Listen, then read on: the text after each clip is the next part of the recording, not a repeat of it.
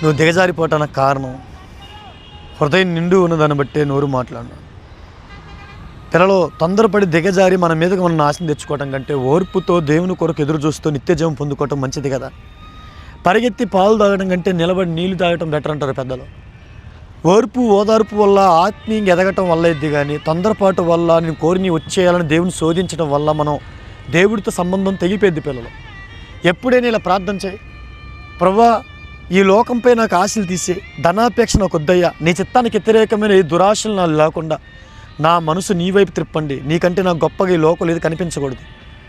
ప్రతి సెకండు నీ సిలువు త్యాగం నాకు గుర్తుకు రావాలి, నా కొరకు ప్రాణం పెట్టిన త్యాగం గుర్తుకు రావాలి, నీ వాక్యం గుర్తుకు రావాలి. ప్రవక్తల నీ కొరకు ఎలాంటి ఆనందాన్ని అనుభవించారు, శిష్యులు ఎలాంటి ఆనందాన్ని అనుభవించారు. వారు నీ వైపు తిరిగారు, వారి వైపు నువ్వు తిరిగావు.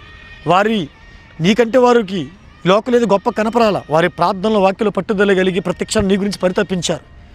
తండ్రి, శిష్యుల మనసు ప్రవక్తల మనసు నీ పట్ల ఎలా ఉందో నా మనసు అలా ఉండాలి ప్రభువా.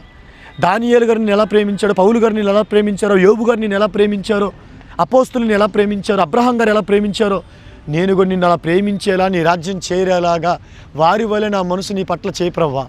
నాకు నీకంటే గొప్పగా ఏది కనిపించకూడదు ప్రభువా. నా హృదయంలో నువ్వు నిండిపోవాలి ప్రభువా. తండ్రి, ప్రతి సెకండ్ నాకు నువ్వే గుర్తుకు రావాలి. ఒక బాధ్యత నాకు ఈ తండ్రి. ఈ లోకలు ఎంతో కాలం ఉండనన్న విషయం నాకు అర్థమైంది ప్రభువా. ఈ ఉన్న కొంతకాలమైనా నువ్వు సంతోషపడేలా, నిన్ను గణపరిచేలా, నీ రాజ్యాన్ని తగ్గట్ట నువ్వు నన్ను మెచ్చుకునే విధానంగా నా బ్రతుకుండాలి ప్రభువా అని ప్రార్థన ద్వారా ఆయన పాదాలు పట్టుకొని ఆయన ఉన్న రాజ్యానికి సిద్ధపడండి పిల్లలు.